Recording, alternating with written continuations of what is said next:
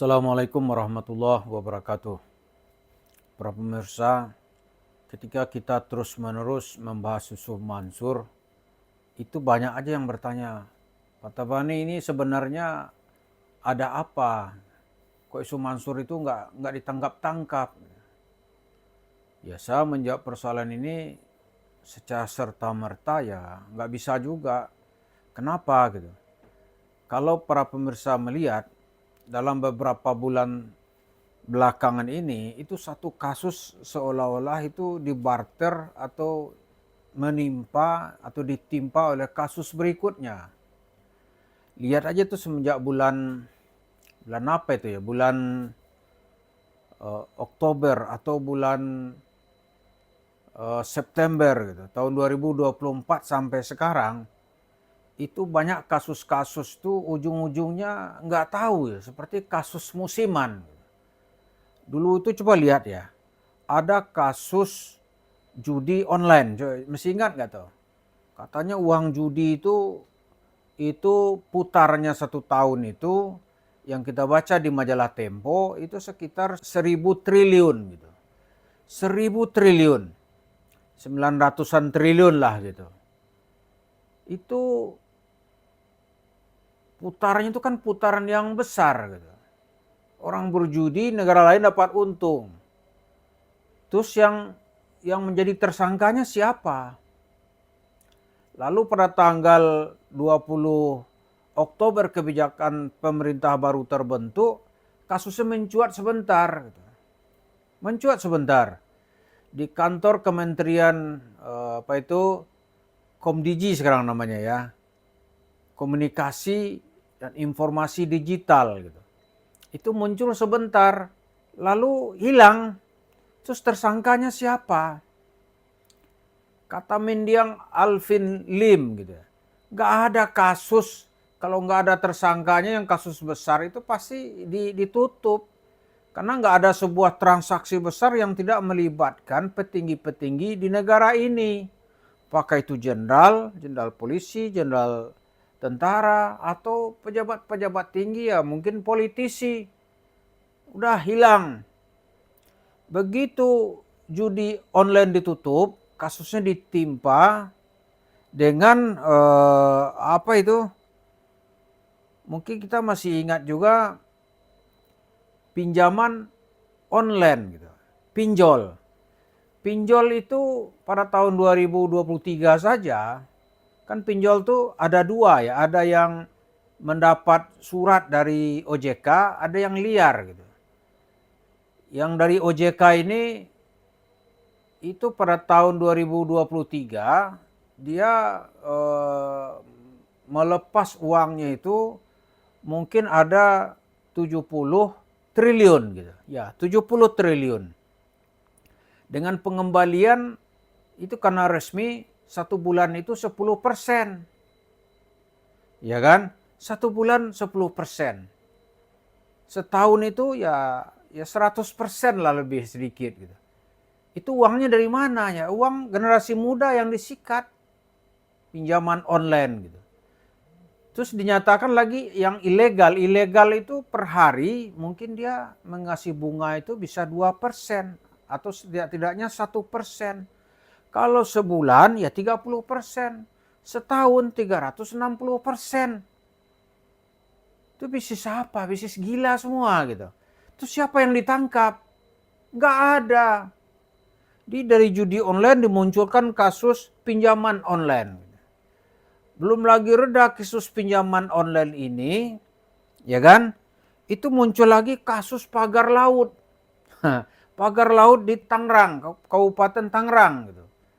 Kabupaten Tangerang mula-mula ada yang dituduh sebagai pihak di belakangnya ini ya suatu perusahaan. Ributlah menteri gitu. Tiba-tiba kasusnya hilang. Ketika menteri ditanya bagaimana Pak kasus pagar laut, dia dengan santai mengatakan ya Menteri KKP saat itu, Kementerian Kelautan dan Perikanan, saudara salah tanya gitu. Sekarang sudah pindah kasus. Kasusnya sudah pindah sekarang ke kasus Pertamina, ya kan? Di kasus oplosan Pertalit Pertalite gitu menjadi Pertamax, atau orang beli Pertamax dikasih Pertalite. Debat-debat sebentar, sekarang enggak ada kasusnya. Lalu datang lagi kasus berikutnya. Kasus minyak goreng misalnya nih. Kasus minyak goreng, ya katanya 1 liter, ya kan? Tahu-tahu takarannya kurang. Nilainya hanya sekitar 750 ya 50 miligram gitu. Ya kan. Lalu yang 250 gimana? Ya, kita tonton di televisi hanya himbauan saja supaya produk ini ditarik. Padahal itu kan kejahatan kepada rakyat gitu. Kejahatan tapi nggak ada yang dihukum gitu. Jadi dari kasus-kasus sejak 6 bulan ini nggak ada yang dihukum. Ada sedikit yang kena hukum itu ya misalnya kasus di korupsi di Bangka. Dalam kasus timah yang melibatkan Harvey Muiz. Itu ada kasusnya dikit. Mula-mula dituntut oleh jaksa 12 tahun, divonis hakim 6,5 tahun. Presidennya turun tangan supaya dihukum 50 tahun. Oleh hakim disidangkan lagi, divonis menjadi 20 tahun. Tapi kan masih bergulir nanti ini. Karena vonis hakim itu kita kira ya, itu fakta-faktanya tidak kuat. Lalu tiba-tiba ada, karena dulu tuh tim apalah kita nggak tahu ya, dituduh itu ada kasus Menteri Perdagangan di tahun 2016, ada tuduhan yang besar gitu. Tapi itu nanti putar-putar hilang gitu. Nah lalu ketika dihubungkan Yusuf Mansur, kapan Yusuf Mansur sudah dapat giliran? Itu kita nggak tahu juga, tergantung angin bertiupnya kapan gitu.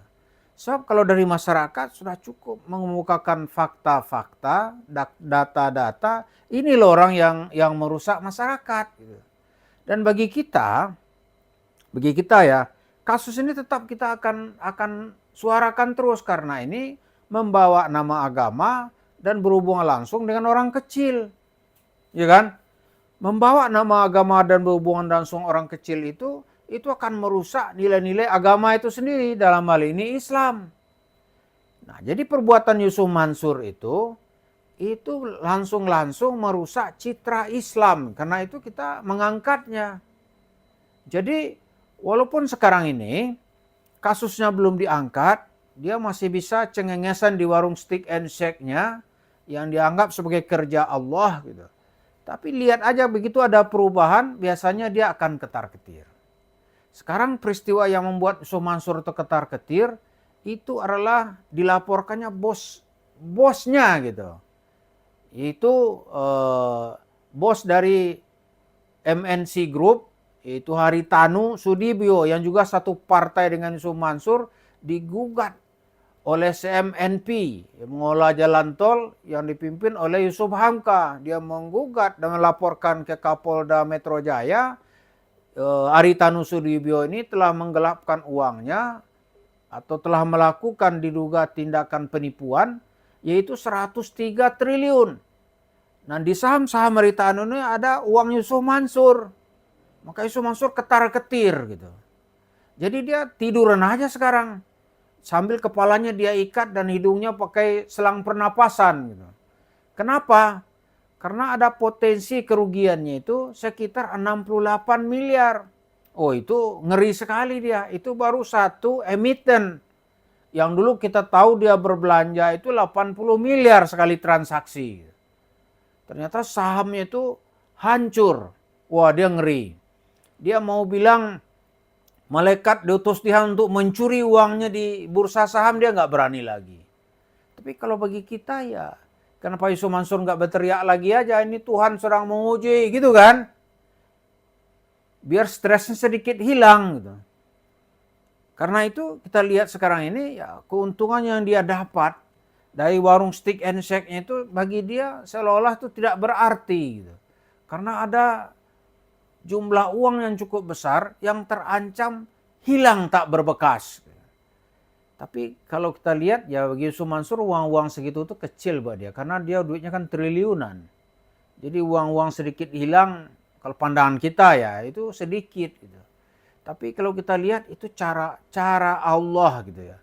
memperlihatkan kekuasaannya di saat orang-orang kecil ini nggak sanggup mendekati Yusuf Mansur. Maka Allah buka sedikit peluang atau pintunya. Ada bergoyanglah sesuatu, maka ibarat pohonan ini digoyang sedikit akarnya, itu ranting-ranting di atas ini langsung bertumbangan. Nah, pohon duit Yusuf Mansur terancam itu juga tumbang. Jadi jangan main-main, walaupun kasus-kasus besar sekarang ini sedang tindih menindih gitu. Tapi kita khusus Yusuf Mansur bagi kita tetap sebagai prioritas utama.